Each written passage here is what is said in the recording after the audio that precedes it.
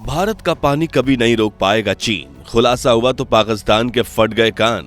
ब्रह्मपुत्र नदी को लेकर चीन की खोखली धमकियों का हुआ पर्दाफाश। और अगर चीन ने पानी रोका तो ये होगा भारत के लिए बहुत बड़े फायदे का सौदा। दूर हो जाएगी नॉर्थ ईस्ट इंडिया की सबसे बड़ी समस्या। दोस्तों, पिछले दिनों जब भारत ने सिंधु जल संधि का विरोध करते हुए पाकिस्तान का पानी रोक दिया, वहां की सरकार को कटोरा लेकर पानी का भीख मांगने पर मजबूर कर दिया, तो पाकिस्तान ने अपना चीन कार्ड खेलकर भारत को धमकी देने की कोशिश की। उसने कहा कि अगर भारत सिंधु नदी का पानी रोकेगा तो चीन ब्रह्मपुत्र नदी का पानी रोक देगा। अब चीन जो भारत की नॉर्थ ईस्ट सीमा के पार ब्रह्मपुत्र नदी पर कई बड़े डैम बना चुका है, उसके नापाक इरादों के बारे में सोचकर देश की जनता में डर और चिंता का माहौल फैल गया, मानो जैसे चीन अगर चाहे तो भारत को प्यासा कर सकता है। लेकिन सवाल यह था कि क्या वाकई चीन ब्रह्मपुत्र नदी का पानी रोक सकता है, और अगर हां तो इसका भारत पर क्या असर होगा? क्या ये खतरा सच में इतना बड़ा है जितना पाकिस्तानी दिखा रहा है? इन्हीं सवालों का करारा और तगड़ा जवाब दिया है भारत के एक फायर ब्रांड नेता ने। असम के मुख्यमंत्री हेमंत बिस्वा शर्मा ने, वो भी डेटा और सबूतों के साथ। पूरी डेवलपमेंट क्या है जानेंगे इस वीडियो में, लेकिन उससे पहले हर भारतीय वीडियो को लाइक करने के साथ साथ कमेंट बॉक्स में जय हिंद का नारा जरूर लगा दीजिए। दोस्तों, पिछले 6 दशकों से सिंधु जल संधि की आड़ में पाकिस्तान भारत की दरियादिली का नाजायज फायदा उठा रहा था। भारत के ही पानी से अपनी जमीनें सींचता रहा और खेती से हुई कमाई से सीधा आतंकवाद को फंडिंग करके भारत पर ही आतंकी हमला करवाता रहा।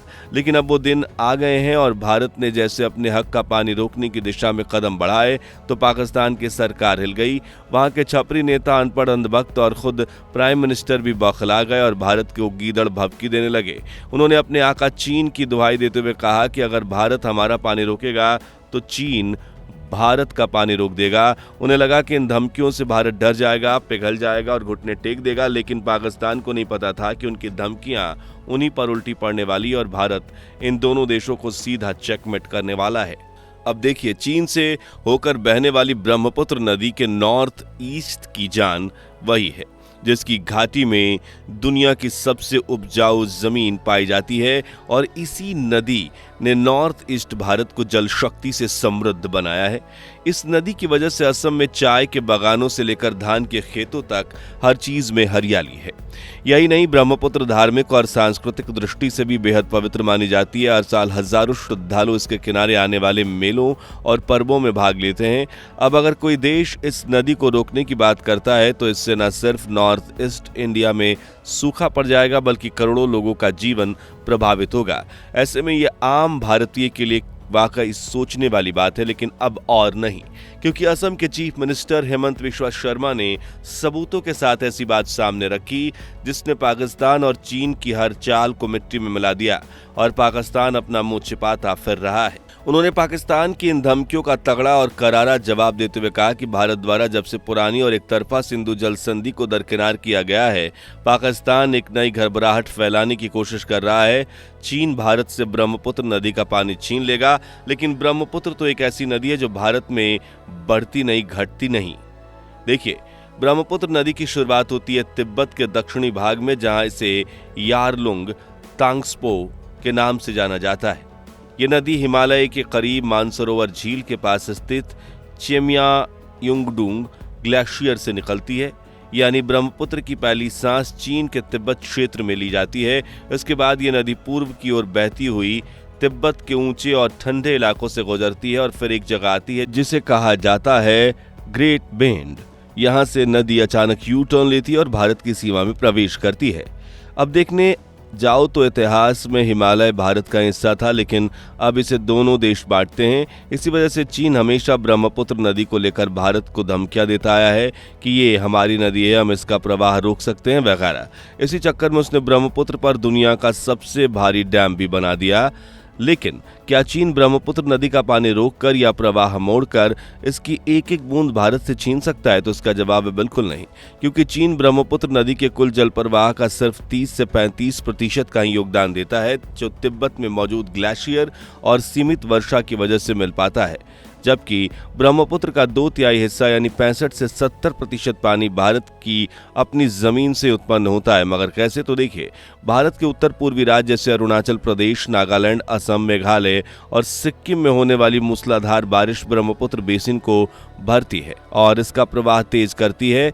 इसके अलावा ये राज्य अपने आप में प्राकृतिक जल स्रोतों से भरपूर हैं। इन्हीं क्षेत्रों में बड़ी बड़ी सहायक नदियां जैसे सुबनसिरी, लोहित, कामेंग, मानस, धनसिरी, जिया, भराली और कोपीली ब्रह्मपुत्र से मिलती है और इससे इतना विशाल बनाती है। इतना ही नहीं, मेघालय की खासी, गारो और जयंतिया पहाड़ियों से निकलने वाली कृष्णाई, दिगारू और कुल्सी जैसी अनेक छोटी बड़ी सहायक नदियां भी ब्रह्मपुत्र के जल भंडार को समृद्ध करती हैं। चलिए अब आंकड़ों की गहराई में जाएं तो जब ब्रह्मपुत्र नदी चीन से भारत में अरुणाचल के टूटिंग नामक स्थान पर प्रवेश करती है तो इसका औसत प्रवाह करीब 2000 से 3000 क्यूबिक मीटर प्रति सेकंड होता है। लेकिन जैसे ये असम के मैदानी इलाकों में प्रवेश करती है तो इसमें भारत की अन्य नदियां मिलती हैं तो इसका प्रवाह बढ़कर 1500 से 2000 क्यूबिक मीटर प्रति सेकंड तक पहुंच जाता है।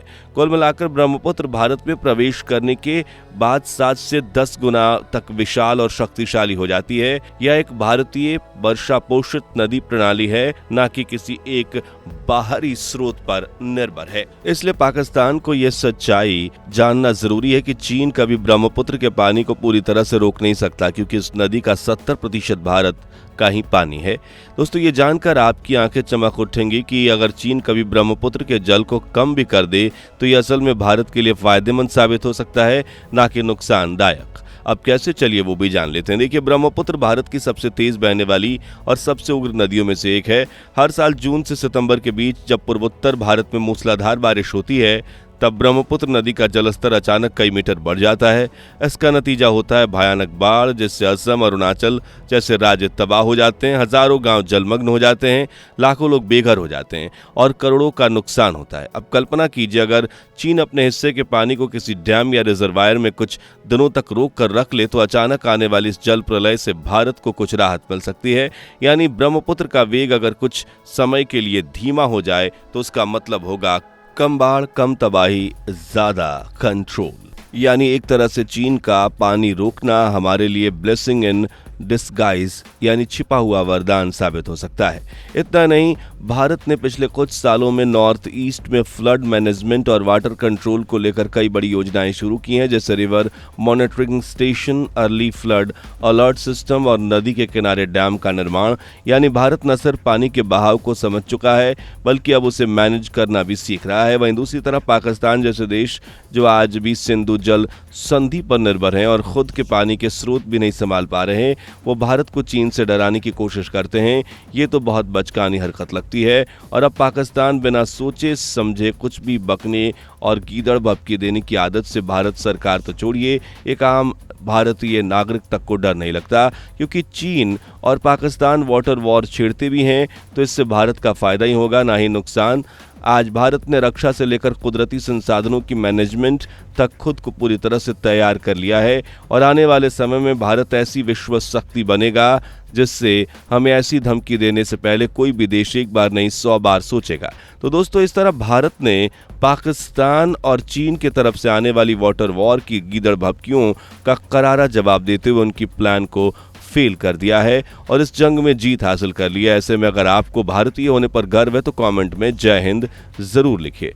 ये पेशकश पसंद आई हो तो वीडियो को खूब लाइक और शेयर कीजिए। ऐसी ही दिलचस्प वीडियोस के लिए हमारे चैनल को सब्सक्राइब करके पास वाली घंटी बजा दीजिए। जय हिंद, वंदे मातरम।